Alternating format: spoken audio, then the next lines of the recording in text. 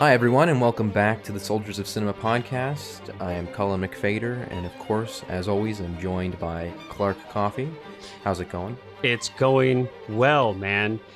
For the most part, I just got an emergency alert on my phone. I'm out here in California. It says, stay inside, stay away from people, wear your mask. Oh, I see. Yes. So, outside of course, all of the sadness and of COVID. Other than that, yes, I'm doing fine, man. Excellent. How are things out there up in Canada? Good. Getting chillier now, so we're getting into December, so the weather is getting cold. But I know. It's like 73 here right now. It's so chilly. Yeah, I wish. I know. But today we're doing lesson 18 and 19. We're kind of doing a double whammy because they are invaded by images parts 1 and 2. So they're very similar. Yep. And we figured, why not just kind of combine them into one lesson. It made sense. Yeah, absolutely. But a very, very, I think, content-rich lesson. I think very... there's no question. I would say, interesting to go from something as, not necessarily objective, but something very technical like music and something very... Right, seemingly so. At least seemingly so, and yeah. then suddenly now we are into a state of inspiration and... Right. Although there are definitely similarities between those two, because, of course, the music episode was much about finding inspiration from music, and this is about finding inspiration from just raw images and not necessarily images taken with cameras, but how do you it's how do we, basically the crux of it is, how do we find the stories that we want to tell as filmmakers, right? Exactly, I mean, that's basically what it boils down to. And if there were ever an important question as an artist, as a filmmaker, I mean, this has got to be it, right? Mm-hmm. And I think it's one that, I see so many people, I think, everyone to some degree or another probably has challenges and struggles with this, right? It's whether you call it writer's block or, whatever it might be. I mean, I think people in just about any medium sometimes struggle with finding inspiration. What story do we want to tell? I mean, I certainly know I do. I don't know about you, Colin, but... No, absolutely. Writing is definitely I think we mentioned this earlier, but writing for me is the most difficult part. It's challenging. And it's, especially it's like, I think... and you and I have talked about this, people who go to film school, and absolutely positively not, knocking film school at all. We both agree that it has some pros and some cons and might have some challenges with it. But I mean, especially as we get into a world where today, more than I think, at any other point in time, as a filmmaker or aspiring filmmaker, you're exposed to, just so many, right? How many books have been written about, how to tell a story, and things get very analytical and technical and conceptual, and it can almost get overwhelming. And one of the things that I find really refreshing about Herzog's 2 lessons here is his really intuitive approach. And this is something we see, throughout all of these lessons. We see this recurring theme that he's really, I feel, my interpretation is that he's very much an intuitive filmmaker, an intuitive artist. And it's refreshing because I think sometimes we can lose that. It's, at least I know, so I've got to kind of remind myself, like, hey, get out of your head. It's you're studying story structure, and things are getting really analytical, and you're breaking things down, and you're index carding everything, and you're like, where's my inciting incident? Oh, where? Exactly. Well, that's it's you have to be impulsive. Weirdly, in a very good way. You have to be able to, and I think that's, again, I mention this all the time, but one of the things that I do, one of the first exercises we do in the class that I teach is I give all the kids cameras, and then we just go for a walk. Yeah. And I just, we just walk around the city for, maybe an hour, and I sort of just say, okay, don't tell me what you're doing. Don't, worry about getting anything. Just go out and find images that tell stories. And it can be, you can take a photograph of it if you want, you can take a video, it doesn't matter to me, and we'll come back in and we'll examine them after.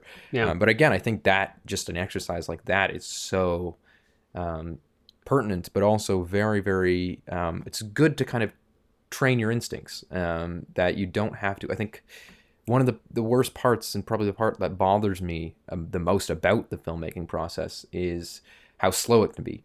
And I really, have zero desire to run a set in the way that a lot of, larger sets are run, which is just that like every shot takes an hour of setup. Oh, at least that you've got to spend, that might be fast. Yeah, exactly. That could be a quick setup, but I think that Herzog really has not that. Even production. Look at the lead time for Oh, projects. yeah. Look at the pre-production time on. This even goes back to Herzog's quote about that 90 minutes after we get to set, we should be filming. Better be shooting. Yeah, which I think is great. But I mean that can even be beat. I mean that's why one of my favorite ways to make a movie is just to, again, go out, not without a script necessarily, but just to go out and small crew, one camera and an actor, and just shoot and just get footage, and, with intention, of course, not just, we're not, as Herzog says, we're not garbage collectors, but to go out and, with intention shoot, but also just strip away the, abundance of technicalities that sometimes come with that.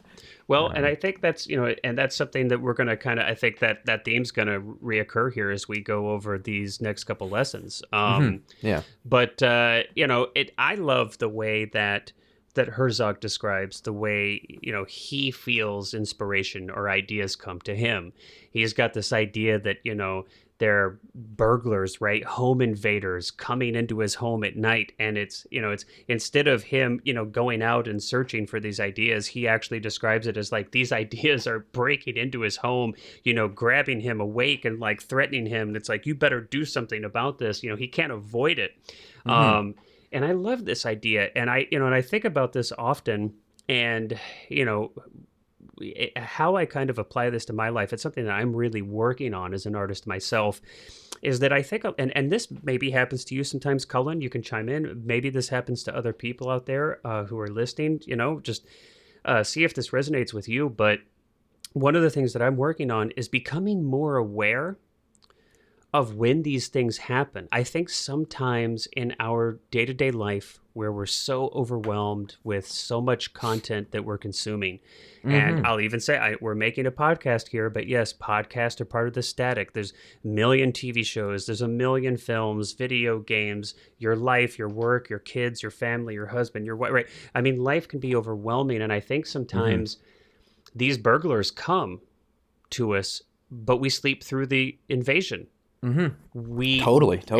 I think that sometimes we don't realize, and we're going to get into some of these examples that Herzog gives, but I think a lot of times ideas are trying to grab you by your lapels and shake you awake, but you don't recognize that this could be an idea that could be, maybe it's the seed of a story, or maybe it's, or maybe it's a tangent that could be a part of another story, And so I see this happening to myself a lot of times. I'll compartmentalize. It's like, well, I'm really interested in conspiracy theory and human psychology, but that's not really a film or a story. And I'm like, what's wrong with you? Of course, that could be a million stories, So I don't know if you have some experience like this, but I'm definitely working on trying to make myself more present and available and awake to these invaders when they come into in my bedroom in the middle of the night.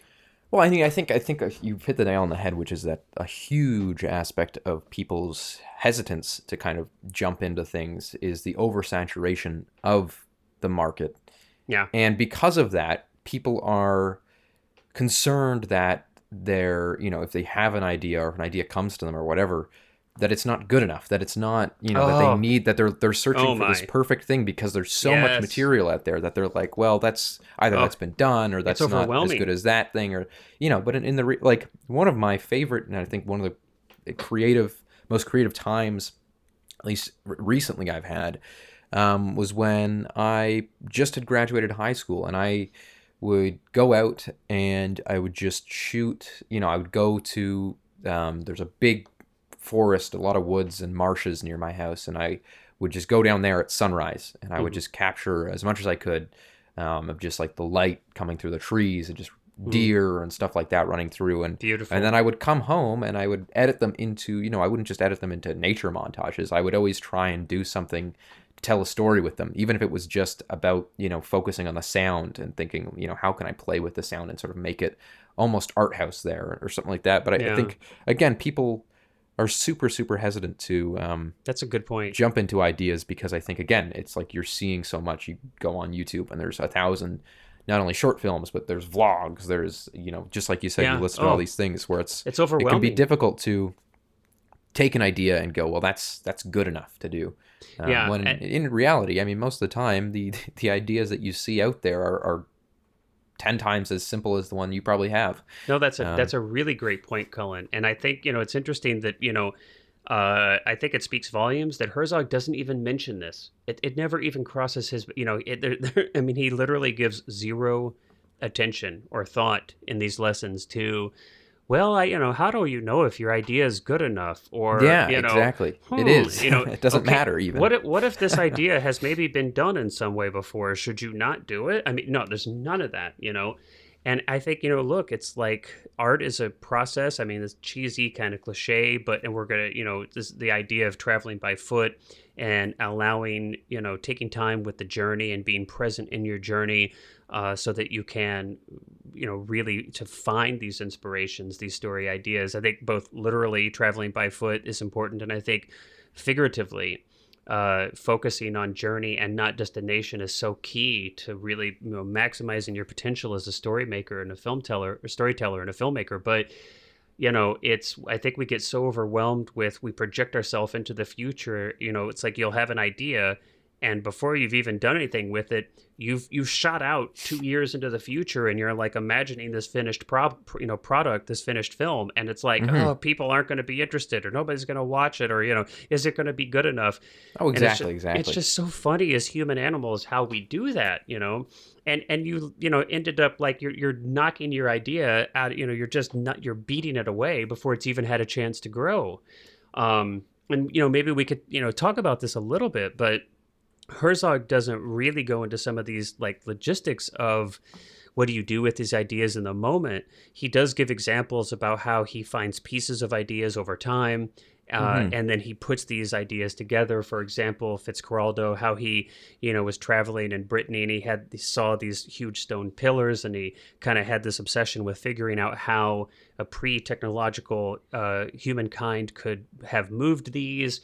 And then that came together with another piece of story with Fitzcarraldo moving a ship over a mountain, and he put these things together, and that kind of became the heart of that film. But I mean, what are some of the things, Cullen? Do you have any things that work for you as far as capturing ideas? It's always different. I don't think there's ever really been a specific. I mean, we talked about this last episode, but music is definitely one of the biggest ones that I'll sit down and I'll listen to, especially like on long drives or whatever. Just listen. And is it like a meditation for? Is that you use music as an opportunity to kind of meditate on story ideas, or no? It's usually a generation. Okay. So an example. Recently, I was driving to Ottawa, which is about a 4-hour drive, and on the way there, I just listened to Stravinsky's The Firebird, and just the cues of music there made me come up with this whole plot about this very sort of almost North by Northwesty, espionage, but someone falling into and it was, whether or not I ever actually turned that into something, I have no idea, but it's just one of those things that, I was sitting there listening to music. That was what was going on in my mind. I mean, but I can also, how did you capture those ideas at that I point wrote them in time? down after. I thought they were neat enough to jot down, but again, it's one of those things where it's like, it's another thing just kind of in the bank. And if I ever decide, hey, that seems like a neat idea to follow up on. But I mean, when I was applying to NYU a few years ago, one of the things that I did was you had to write a personal essay on something when it was very general. And so I wrote this essay because I went into my, completely accidentally. Please read it for us. Would you read it for us? Yes, very interesting. Next episode, right? Next episode. Yeah, that'll be the dedication. But I found this box of old like birthday cards and stuff like that from when I was really young, and I just thought it was really interesting that it almost seems like people put more care into cards when you're not even conscious enough to read them, versus now it's just kind of they'll send you a text, and I thought that was kind of a funny thing, and especially seeing cards from people who had passed away or people who now are had dementia or things like that. It's a weird almost time capsule.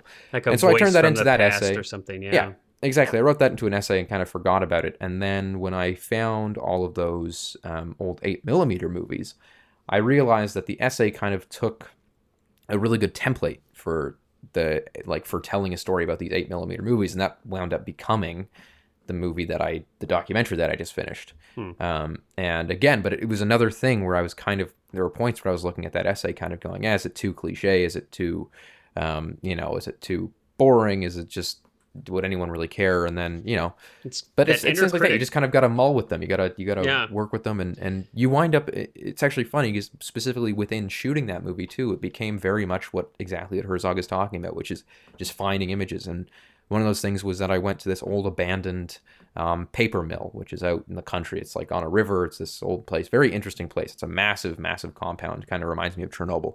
But, I was filming all these things, and I realized that one of the images that I'd taken at home had perfectly matched up with the image that I had taken at this mill, just completely accidentally. And it's one of my favorite moments in the movie where you get this, this panning of this like new, finished roof, this ceiling in a house, and then it cuts to the broken in old ceiling of this abandoned plant. But it wasn't intentional. It was just one of those things where I was sitting there going, this is, I'm just going to capture this footage. And then I found it afterwards. It was kind of exactly like Herzog says, again, in the last episode about editing, where it's like, pretend that you are just finding this footage for the first time, and it can be... Let the footage speak to you. Unsurprisingly, many of these lessons do have a through line. So I think that's, it's no surprise that you can kind of say, much like the last episode. For sure. Absolutely. Absolutely. And I mean, obviously they're interconnected. They kind of build off each other, and many of them, I mean, they're all related. There's no question. I mean, to make them separate lessons is even, a little bit of a, right. It's kind of, well, you have to break them into chunks for, somehow. So, okay, this is kind of our best attempt to do that. But yeah, I mean, clearly these things all follow a very, similar narrative thread, and all part of that kind of fabric. But there's something that I'm working on. I mean, is, in like we've talked about, kind of pushing your inner critic away, and not dismissing ideas because you're afraid that they may have been done before or something, or maybe they're not good enough or interesting enough. I think that's a big piece of this, recognizing ideas, even when, or kind of the things that you're drawn to, things that you find yourself energized about, really being aware of that. Be aware of what topics, what things in the world. I kind of really start to think about, where am I curious? For the things that I'm curious about, the things that I could read about or watch films about or whatever, the things that I'm curious about endlessly, that's got to be where I want to go. That's got to be where I'm supposed to go for what kind of stories to tell. And again, sorry, go ahead. No, and I was just going to say it's, so it's a combination, I think, of, bye-bye inner critic, being present enough to kind of recognize where you're really curious about things, and to not ignore that, or to not say, yes, I'm really curious and interested in this one thing, but surely that's like a film couldn't be about that, or it couldn't be, a theme, like, pushing all that aside. And then I think for me, really, saying, okay, my ideas have enough value that they're worth taking the time to stop and write them down and capture them. And I'm building, I'm working on building a habit for that. But I just, in talking to other filmmakers and creatives, people that, I've worked with, or friends, or, kind of we're on this journey of being a filmmaker together. It's something that I think I see a lot of people kind of struggling with some of that, pieces of that, or the entirety of it. But it's definitely something I'm working toward, especially that capturing, and I think getting off my ass and, and being like, okay, I had this idea. Let's take 10 minutes and let's write it down and let's actually follow through, And I think a huge part of it too, again, goes back to making sure that you don't confuse it with the we are not garbage collectors. We're not. Because I think that it can be easily confused into people thinking, when I say I went out and I recorded all these images and brought stories with them, that wasn't me going out and getting 10 hours of footage and then cutting through it. Every image that I took, or everything that I recorded, was very intentional, and it was very much on the spot going, that is interesting. And I think that goes with his whole talk about, going and walking. And one of the task for this lesson was to go out and walk 100 Yeah. miles. And I think, Well, and they you did changed that. it. I didn't do that. I And have done long walks, but I have not done the official 100. Well, yeah, they did change it, didn't they? Say well, 10 miles or something? well, since I have a little bit of pride here because you and I and a handful of others, we were, I think, some of the very first people to take this class. I jumped on it the instant it was like day one. I was taking it, and I think a lot of us were really close. In that first workbook that they had with the class, the exercise for this lesson was, it was walk 100 miles. Mm-hmm. And Yes. they've changed it now. It's been a little while since I've seen the workbook, so maybe they have updated it even since. So I can't 100% speak to this, but I know it wasn't too long after that they changed it to something. I'll paraphrase: take a long walk. Mm-hmm. Right. So I guess maybe it was a liability thing. I think they were afraid people were going to step out their front porch and Just walk. and Forrest just walk Gump it. 100, Yeah. just walk 100 miles and then Well, end up lost. you did yours up here, if I remember correctly. Yeah, I did you did yours when actually. you were in Toronto. I did actually. It was totally coincidental, but I was traveling with my wife for business. We went to Chicago and then we went to Toronto, and we spent a good maybe 3 weeks up there. Mm-hmm. So I actually did mine around the Niagara Falls area. Actually, believe it or not. Mm-hmm. Yeah, And which could be. I mean, there's lots of farmland out there. It's actually it was very interesting. I had no idea the ruralness and the kind of economic depression of that era or area, and it was a really, really, really cool experience. Yeah.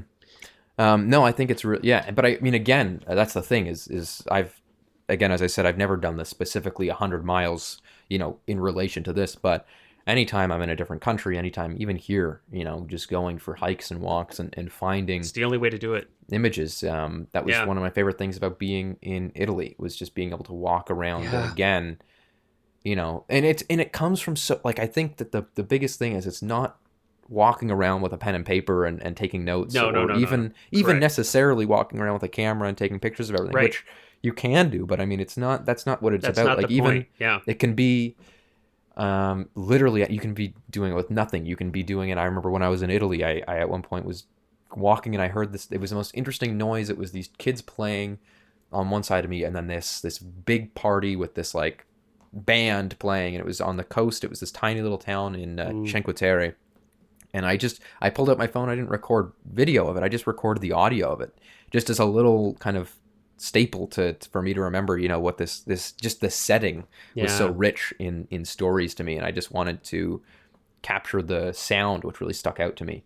I agree, and I actually, it's and by the way, Italy is one of my most favorite countries, and the other benefit of walking in Italy is to try to burn off some of that fantastic pasta. But yes. But I agree, and I've even gotten to the point, you talk about it's not about taking notes and taking photos or video everywhere. I've actually gotten to the point where I don't even no cameras. It's not about. It's a totally different thing. It's like when I'm shooting, I'm shooting. Mm-hmm.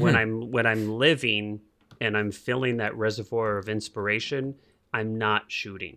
And everybody's different. I'm not saying that this just somebody else should do this at all. I'm just saying my experience is that it's about me being present. Mm-hmm. And when I'm behind a camera, it's not that I'm not present, but I'm present in a completely different endeavor. It's a completely different type of presence.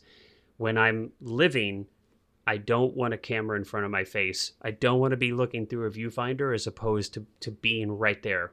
Mm-hmm. And that's, again, I mean, I would say kind of in the middle. I don't, that's one of the reasons I think we talked about this before, but I usually, if I'm traveling, I'll bring a 35 millimeter stills camera. Right. Yeah. And what I find that does is, actual film, which when I find that does is that it'll make me, if I've got 36 exposures in a day, or even for a whole trip sometimes, then I'm not going to just have the camera in front of my face at all times. I'm looking very at things specific. And again, it's every single time I'm taking an image that is a portion of the images that I am able to take for the whole trip, and quite a large portion when it is, again, 36 exposures for a roll. Yeah. And I find that kind of helps me strike a balance, just because there are a lot of times where I do want to be somewhere that I can photograph it. And because that, to me, sometimes will bring out a really lovely inspiration later on when I can look back on it. But at the same time, I don't want to be standing there with a DSLR snapping pictures constantly, or even like a phone, and just recording everything. I find that really, and I mean, you might feel the same way. I find if I am there with with a phone, or even with a camera that can record video, what I found traveling a lot with things like that, and why I kind of stopped and went to this idea of doing it on film, was because you almost remember the videos. You don't remember the experience of being there. Like, when I think back on some of these trips, exactly. When I think back on these trips, it's like I think of the shot that I got, not the experience of standing on a coast or something like that. Yeah. And this is what, and this, not to get, too far off the beaten path here with with this lesson, but I think this is so key. I mean, at least for me, it's having those experiences and allowing them to really fully set in my memory, in my mind, in my heart, because it's not, there's no way I'm going to, especially with a phone, or I'm not going to grab that sunset. I'm not going to grab that coastline. I'm not going to grab, most importantly, this moment, this emotional moment.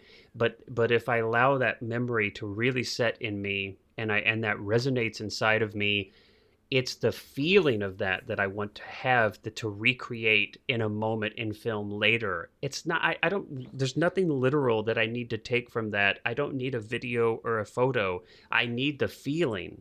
And then I have this reservoir of emotion, of tone, of texture, of color, of experience, of life. And you bring that to your next project. So for me, no, I mean, that's exact. Like, I think it's exactly. I mean, I can't put it into better words. You can't put it into better words. You've blown me away. No, but I mean, again, I think I do want to specify one part you did say, which about the sunset, that you're not going to capture the sunset, and it's not, you're not going to bring that phone back and be like, look at, here, family, look at this beautiful picture of the sunset, or even online. And I think that is a really important thing, is compartmentalizing it, in a good way.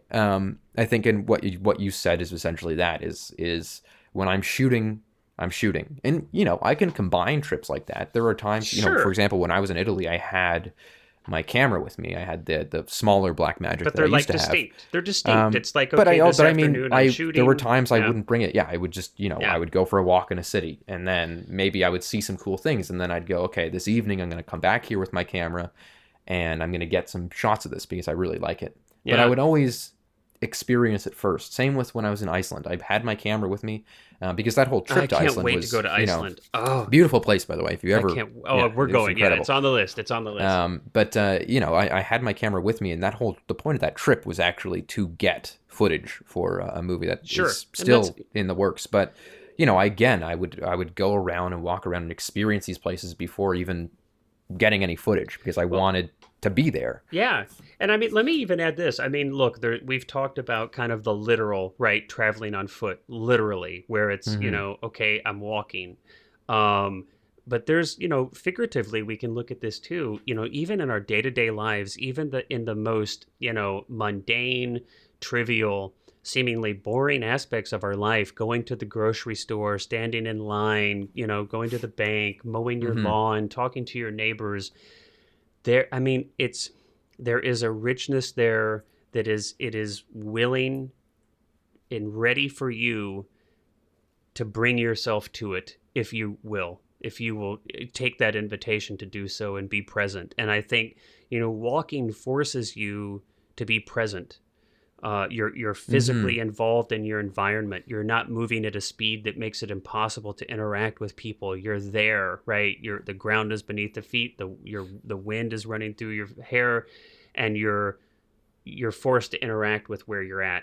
And you're kind of stuck in a way too, right? Because if you walk, 15 miles out, like you're not come back. Well, I kind of want to shout out a great YouTube channel that I just found a few days ago called Okay. Bald and Bankrupt, and it Oh, is super related I've to not this. heard of It's it. basically Okay. this guy. He's from Britain, but he speaks Russian. I guess he just learned Russian, and he literally just travels around like the Baltic states, these old Cold War kind of towns and things like Hmm. that, and just walks around them and just talks to people. And it's one of the most interesting channels I've just, found it like 2 days Yeah, ago, I'll check that out. and just have been watching it nonstop. And he'll yeah, like he goes to Chechnya and just hires this cab driver to And you bring see him stories to are the most. everywhere.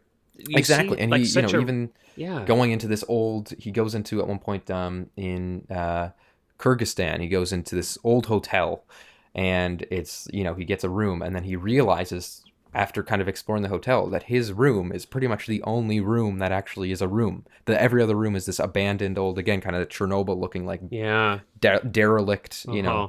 and it's really, really neat. It's so that's, again, I don't know the guy at all, so I'm not like shilling out for a friend.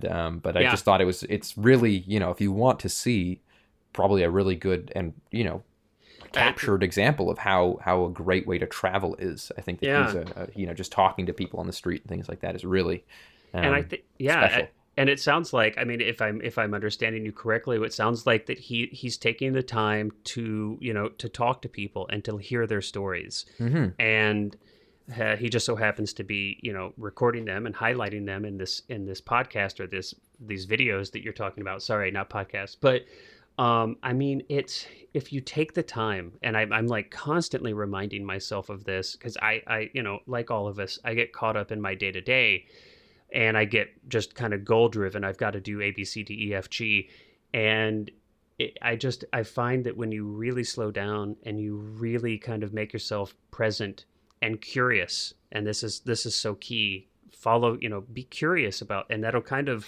it'll open up into more things. Sometimes you Hmm. might have to kind of force yourself a little bit, to kind of be curious. But I think once you kind of crack that door open, you'll find that you like that curiosity becomes more and more genuine and greater and greater. But everybody has such extraordinary stories, Yeah. that I met a guy a few, probably 3 or 4 weeks, maybe it was actually more than that. It was probably more than like 2 months ago. But it was this. I was getting in a convenience store. I was just getting a bag of chips or something, mhm. and I came out, and there was this one-legged homeless man standing just outside the convenience store, and I don't know why. I just struck up a conversation with him, and Was he like, I don't mean to be rude, I'm so sorry, but just the visual part of my brain. So he had one leg, yeah, and he was standing outside the store. he Was was he old. He like was on balancing? crutches. Yeah. Okay, I was just like, because for a Um, second I kind of saw like this balancing character, and I thought, wow, that Well, I would think be really what wild. really struck it to me was that he looked like I'm that just being a classic butthead. interpretation of, like, like a Civil War veteran. Okay, Like that's what, almost like he was this old, kind of disheveled old man and had, what struck the you one about leg. yeah, I like, don't know. was It was just something he something. was wearing, or I like can't almost remember like a why. uniform? I think he was just sort of sitting there, and I sort of Okay, asked him if he wanted a sandwich, and okay, so I went back in and I bought him a sandwich after. But and then I remember just talking to him, and I just at one point just sort of said to him, like, I feel like you're hmm. like full of stories. like Yeah, like you just seem like you've had, yeah. quite the life. Not, not only just because of his physical state, No, no, but no. just Something, just an there's an intuition energy told about you. people Yes. sometimes, yeah, Yeah, that really kind of exudes that I completely that agree. idea. And I mean, but again, it can be people, but it can also be physical locations. Herzog talks about Or walking around, objects. yeah, Brittany and France, and Yeah, those Neolithic stone slabs erected in kind of that hill. yeah. And he talks about how that was just the most fascinating thing in the world to him. That there was somebody that said it was aliens, and No, how yeah, did yeah. these people do this? And it's the same thing with, of course, a more popular example of that is Stonehenge. Hmm. But there's things like that all over the world that you can But even find. And small objects. I mean, yeah, just yeah. you pick up anything in your house, pick up anything outside in your front yard, Hmm. and there is this really rich story behind it. And you may never be able to sort it, trace it, but you can imagine what it might be. Everything in life all around you has an extraordinary story if you're open to it.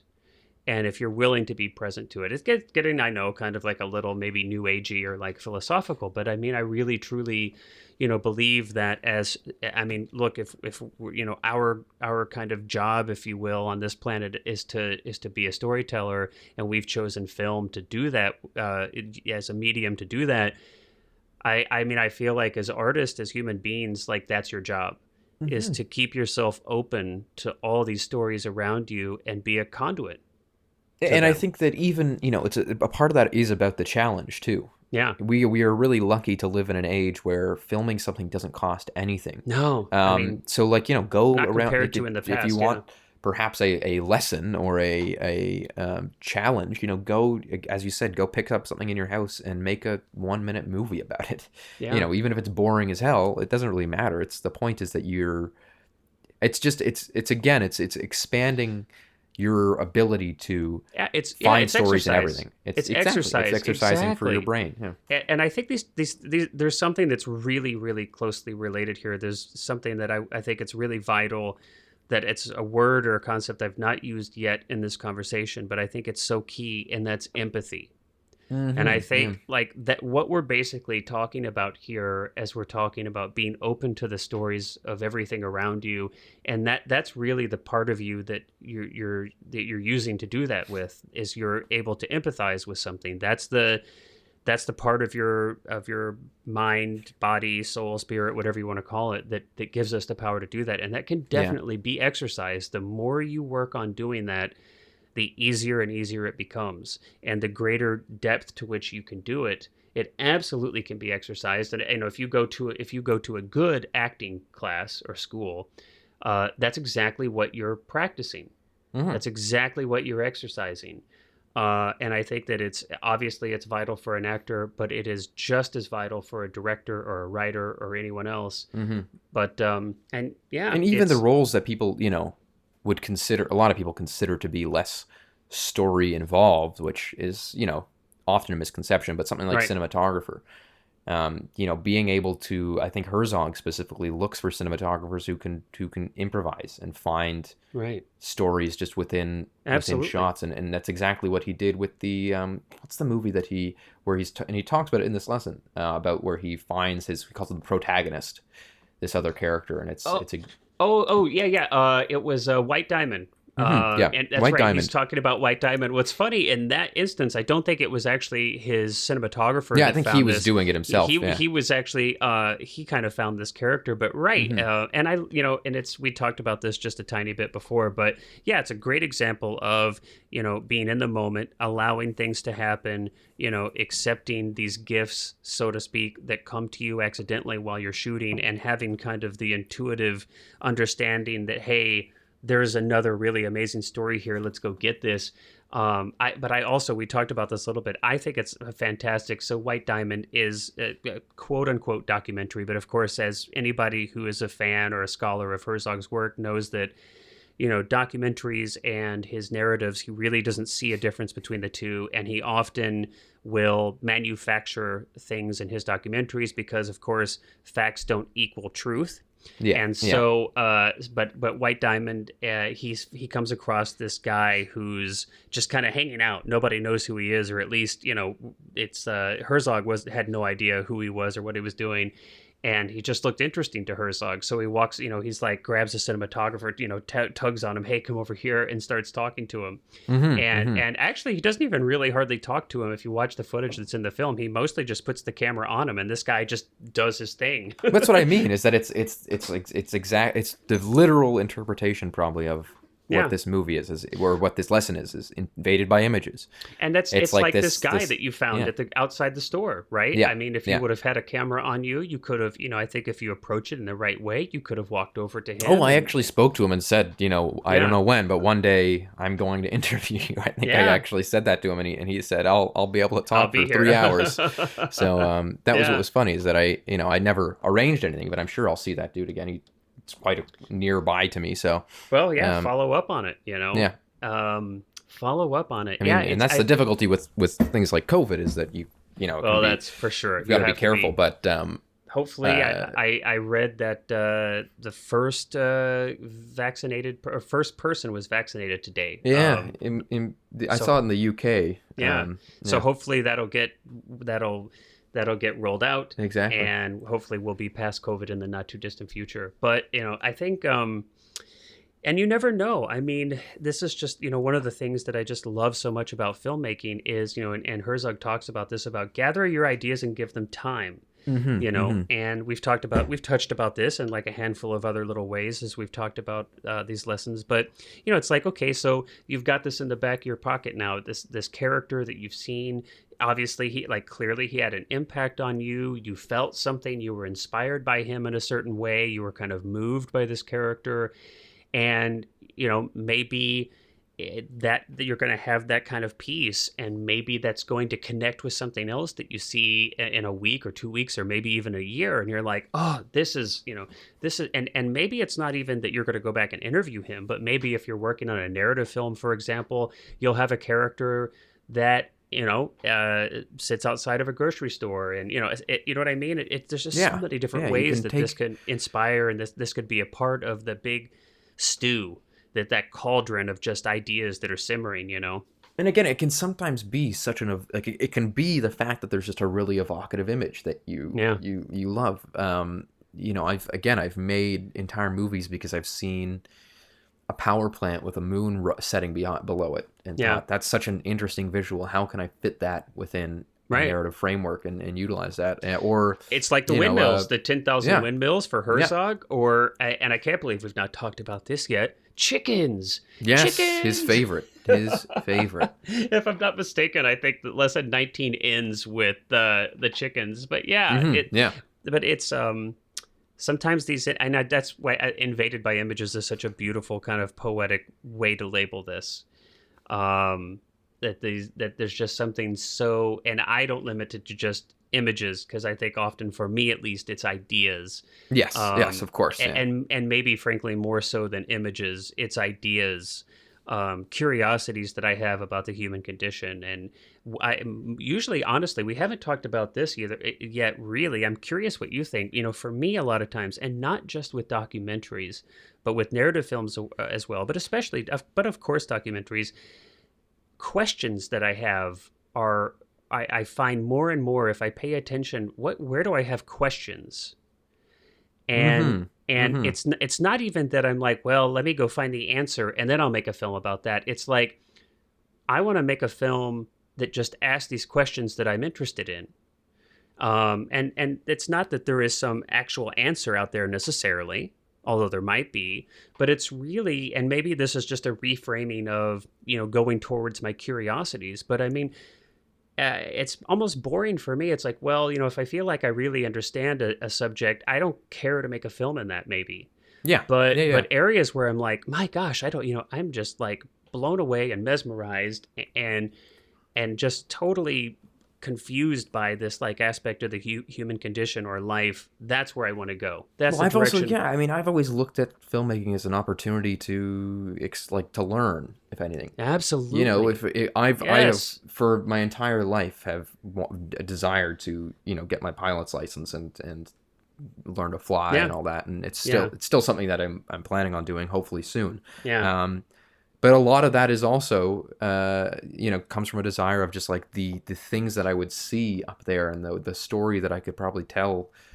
Just the inspiration of just seeing the world from that perspective, I think, is so neat. And I can, again, it's like one of those things where it's, perhaps if that never happens, and I'm never able to do that for some reason, then maybe, if I ever had the money to do it, I'd make a movie about flying, just so I could get up in a plane and fly. Sure. And it's I find that often it's exactly that. It's not excuses, but it grants you opportunities to learn new things, to explore new areas. That was the entirety of what we did when I was in LA, was exploring entire, philosophies of life that neither of us knew anything about. And, and I think that was, the funny thing too, but not to dwell on that too much, but I think the funny thing about what we did there was the people we were interviewing were almost concerned that we were going at it at a cynical place, because I think so many people do. They all Whereas of them actually. what I think brought feel us, like almost everybody we interviewed was actually like very much concerned. Like, yeah.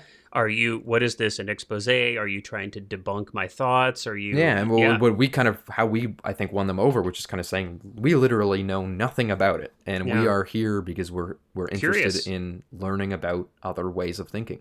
Yeah. And I think that was a huge part of, again, where those conversations stemmed from too, which was not just, and this, this is covered certainly in the next episode, which is all about making conversation with documentary, but it's related here, whereas is just, the whole point of it was just a curiosity on our part. And I think that is a huge part of Invaded by Images.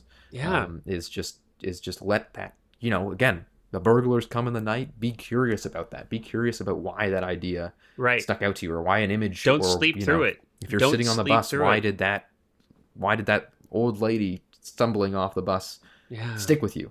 Yeah. Use those elements, and as Herzog said, what is the story Herzog tells about Fitzgeraldo? How he says that he had no interest in making the movie based off of the script, had zero interest in the script except for the moment, for that moment, right?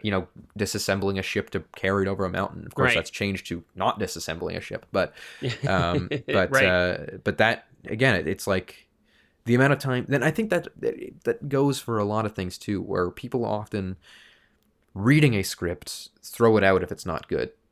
Whereas you should really mine those things for ideas. And I don't mean, of course, steal ideas from, people who have written scripts and run off with them. But I mean, if someone presents you a script, work with that. Work with the things that you do like. I think, even if it's just one little diamond in the rough. If you're gonna direct a project where you've not written it, you've been given a script to direct. Well, you have to. I mean, there's no question. At least for me, look, obviously there's kind of the logistics of life, and we speak in kind of an idealized way a lot of time. I get that. So if you're listening out there, it's not that we don't understand that. Sometimes there's just the practicalities of putting food on your plate or working your way to another place in your career that you want to be. Of course, we understand that, but I mean, at least for me, wherever and whenever possible. It's hard for me to say that it's not absolutely vital. Frankly, I think it just is for me. I've got to be passionate about that script, and sometimes you've got to really work at it. But I found in every instance I found the things about it that were interesting to me, or where there could be, right? And maybe they were just these tiny little beginnings of that in the script.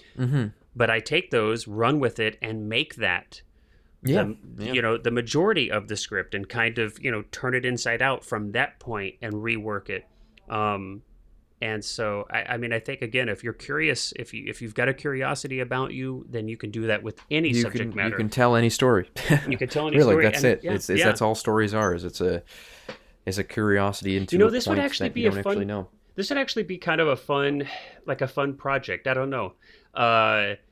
To create a series of short films, to have this kind of be like an exercise, almost like the Dogma 95 kind of set of rules that, but to make short films about single inanimate objects.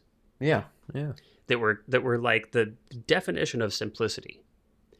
But see how you can take what is seemingly the most simple of items that couldn't possibly be interesting, and find a story in that. Reveal the story that could exist behind this object. That would be a fun experiment. Maybe we could do that sometime. We'll have like a little a contest, and we'll take submissions, but or try it ourselves. Yeah, right.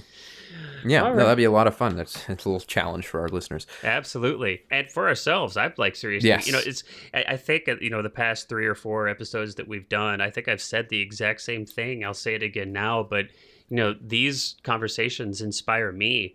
And remind me. I'm kind of I'm really kind of psyched right now. Well, I think I want to also. We've never really specified this, but there's just for anybody who's curious, who listens, like there was no money going into this. This was Oh, no. me and Clark sitting down and deciding to record our conversations. I'm sure they know that. Yeah. Yeah. I mean, I hope so. But, there's obviously there's no sponsors. There's no, I mean, this is, but I mean, that's what I mean is so like that there's so many podcasts out there that are commercial, that are and they can be very good, but they are, of course, at the end of the day, they are someone's job. Whereas I think what I've found really, fulfilling about this is just the fact that we are able to have these conversations without any, pretense, background, any sort of ulterior motive to drive these conversations in any specific direction, where it's just more about, it's literally us doing these exercises as we talk, which I think is really neat. Exactly. All right. Well, then I you can't beat that for a great note to wrap up on. So, so like you mentioned, lesson 20 will be our next episode, and that's about documentary filmmaking, making the conversation. So that'll be exciting. I look forward to that. And as far as this conversation's gone, I've really enjoyed it. As always, man, I leave these conversations energized. Yes. It reminds me of some things I might have forgotten. It kind of inspires me, and I'm excited to get on with the rest of my week here and be more attuned to all of the potential story ideas that exist around me. So good awesome stuff. All right. Well, thanks everybody. We hope you enjoyed it as much as we have. Until next time. See you guys.